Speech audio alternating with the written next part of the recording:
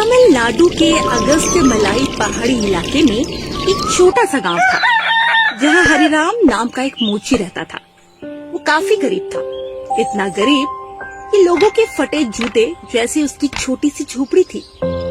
अपनी टूटी झोपड़ी में जगह जगह उसने मरम्मत करके उसका हरिराम का जीवन बीत रहा था। घर में उसका जवान बेटा रामू और पत्नी शांता थे। बारिश में झोपड़ी से पानी सीधा घर में आता। गर्मियों में सूरज की आग बरसती और ठंडी में तीनों ठिठुरते। पिताजी, आप मुझे भी जूते बनाना सिखा दीजिए ना। हमारे पास अच्छी छत भी नहीं है और ना ही अच्छी किस्मत है। पता नहीं कब तक मैं सिर्फ और सिर्फ लोगों के जूते पॉलिश करता रहूंगा। बेटा धैर्य रख, एक दिन हमारी किस्मत चमकेगी, लेकिन सुख का सौंदर्य होने में थोड़ा टाइम लगता ही है। तेरे पिताजी ने जब सुई हाथ में ली थी तब से आज तक सिर्फ गांव वालों के लिए जूते ही बना रहे हैं। और बेटा, मैं नहीं चाहता कि तुम भी आजीवन सिर्फ जूते सिलाई करते रहो। लेकिन पिताजी, सिर्फ जूते पॉलिश करते करते मेरे हाथ घिस गए हैं। पता नहीं कब किस्मत चमकेगी।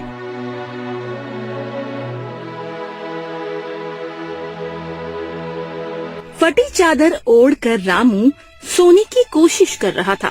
एक तरफ रामू का पिता उसको मजदूरी से दूर रखना चाहता था, दूसरी ओर रामू कुछ न कुछ करके धन कमाना चाहता था।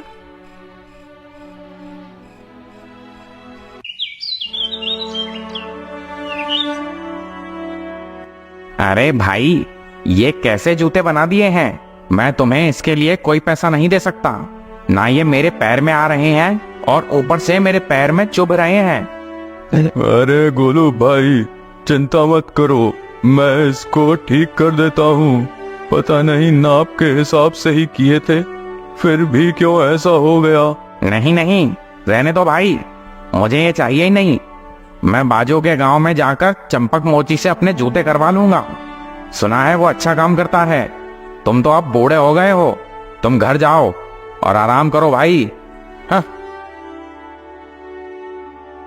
गोलू ने गुस्से में हरिराम के सामने जूते फेंक दिए और इतना कुछ सुनाकर वो वहाँ से चला जाता है। हरिराम दुखी हो जाता है, लेकिन पीछे से रामू ने देख लिया था तो वो उसकी ओर आता है। हे भगवान, अब इन बूढ़े हाथों से काम नहीं हो रहा है। लेकिन मैंने एक हफ्ते की मेहनत से गोलू भाई के लिए जूते बनाए थे और मुझे 1 रुपया भी नहीं मिला। हे भगवान।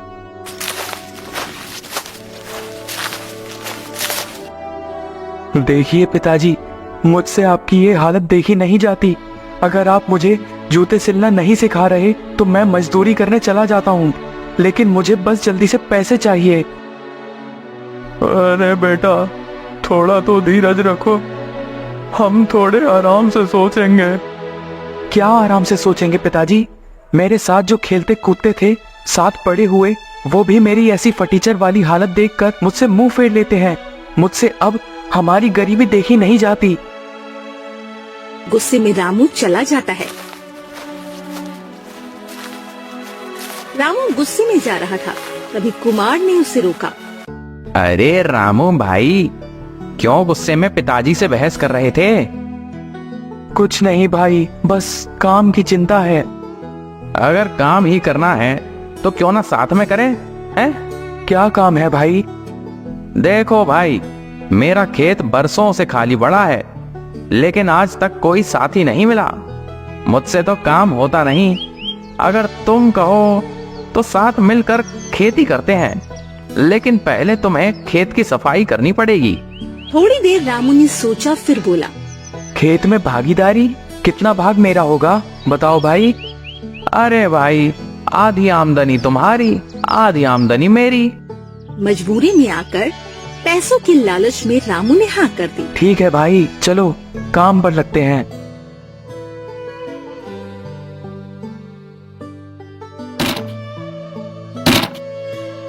दिन की कड़ी धूप और शाम की ठंड, बिना अपना सोचे समझे लगातार 2 महीने तक रामू ने खेत को ठीक करने में बहुत मेहनत की। खेत एकदम तैयार था तो उसने कुमार से बात की।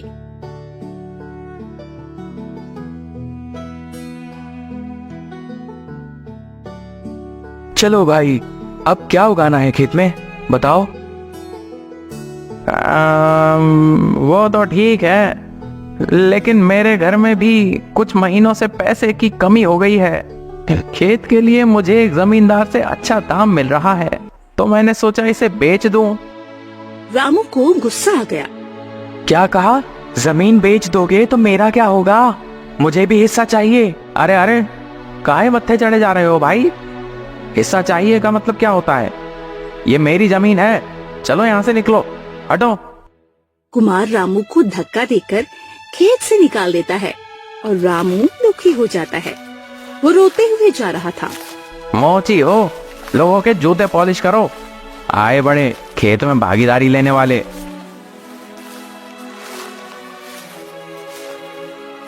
हे भगवान, कैसी किस्मत लिखी है तूने मेरी। कुमार को अपनी जमीन बेचनी थी और इसलिए खेती के बहाने उसने मुझसे 2 महीने सफाई का काम भी करवा दिया। झूठ बोलकर मुझे मजदूरी भी नहीं दी।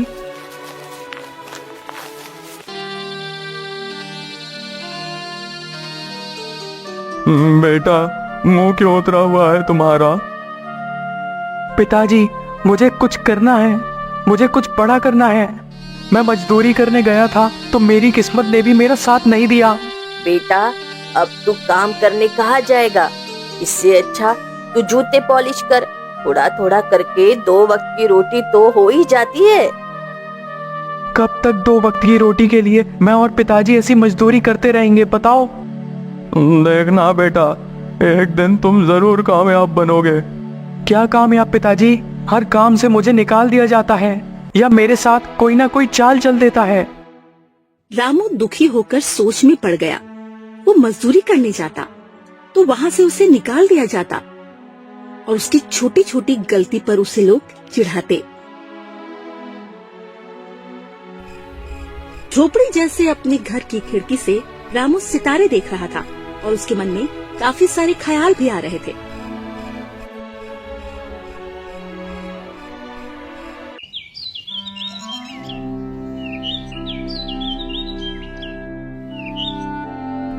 अरे रामू, तुम बहुत दिन से कह रहे थे ना तुम्हें कुछ बड़ा करना है, कुछ बड़ा करना है। अरे क्या बात करते हो कुमार, यह सिर्फ बड़ी बड़ी गलतियां कर सकता है, काम नहीं। हंसो हंसो भाई, एक दिन मुझे मेरा दिल कहता है मैं कुछ बड़ा जरूर करूंगा। जिस तरीके से दर्जी का बेटा जिएगा तब तक सिएगा, उसी तरह मोची का बेटा जिएगा तब तक जूते और चप्पल ही छुएगा। सब लोग गांव में उसका बहुत मजाक उड़ाते। रामू की गरीबी का उपहास करना मानो उनका रोज का काम बन गया था।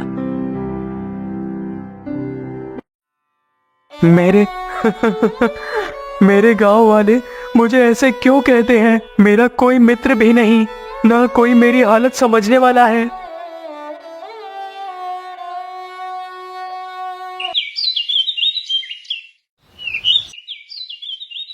दूसरे दिन रामू जंगल में लकड़ी काट रहा था और वहाँ से एक तेजस्वी साधु निकलते हैं। लंबी काली जटा, मुख पर तेज, हाथ में कमंडल। रामू उन्हें देखता है और उनके तेज को देखकर दंग रह जाता है। अरे वाह, कितने तेजस्वी महर्षि हैं। अरे बेटा सुनो, तुम तो काफी मेहनती बालक लगते हो। रामू ने उनके पांव छुए और पूछा, आशीर्वाद दीजिए महर्षि, आप कौन हैं? बेटा, मैं तपस्वी कश्यप हूँ, नगर भ्रमण के लिए निकला हूँ, लेकिन तुम थोड़ी चिंता में लगते हो। अरे नहीं नहीं महर्षि, आइए आपको मैं अपने घर ले चलता हूँ। बेटा, मैं अभी यात्रा पर हूँ, नहीं रुक सकता कहीं, लेकिन तुम जरूर ही कुछ छिपा रहे हो मुझसे। महर्षि ने कमंडल से पानी अपने हाथ में लिए और ध्यान लगाया।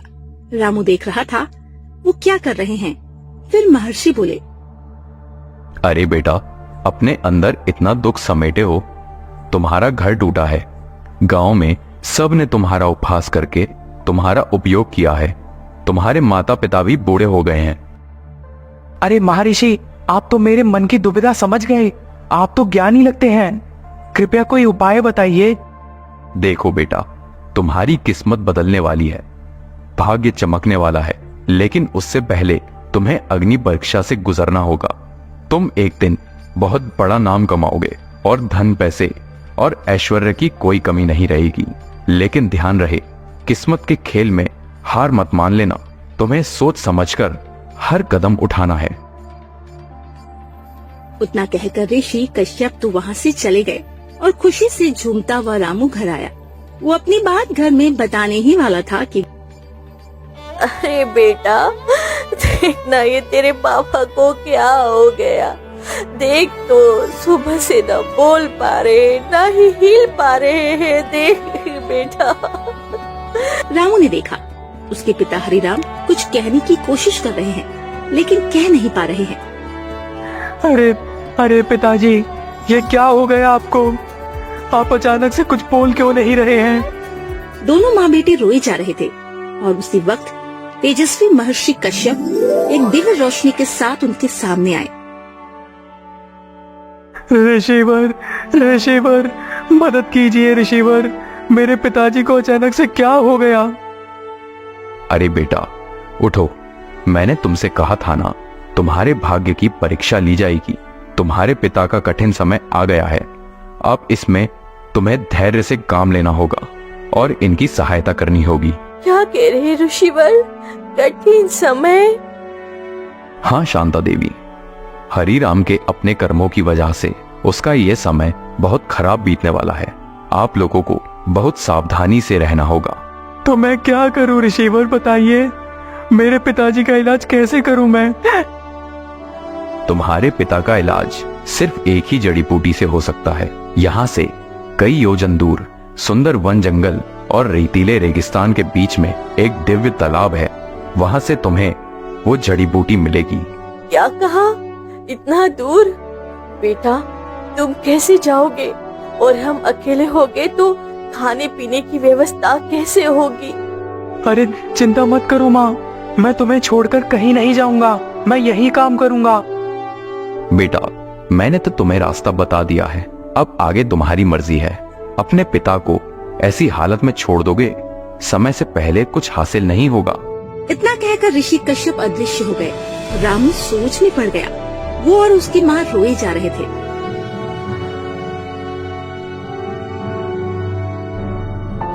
रामू अपने पिता की जगह पर काम करने लगा, लेकिन उसे जूते बनाने नहीं आते थे, तो आमदनी कम हो गई थी। उधर घर में माँ हरिराम का ख्याल रख रख कर थक गई थी, तो उसने रामू के आते ही उसको कहा, बेटा, अब तो घर की हालात दिन ब दिन खराब होती जा रही है। अब तो हम 2 वक्त का खाना भी नहीं खा पा रहे हैं। ये कैसा लक्ष्मी योग है ऋषिवर, कैसा? शांता चौंक जाती है। लक्ष्मी योग? क्या बोल रहा है बेटा? ऋषि कश्यप ने मुझको कहा था कि मेरे भाग्य में लक्ष्मी योग है।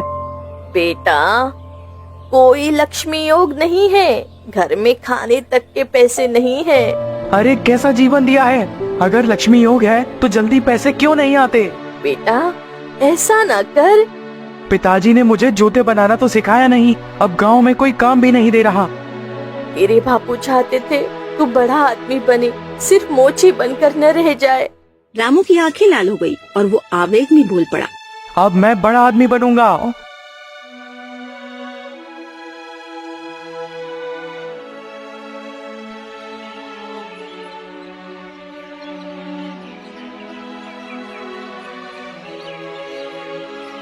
अगले 1 हफ्ते तक रामू ने जी तोड़ मेहनत करके कुछ पैसे जोड़े।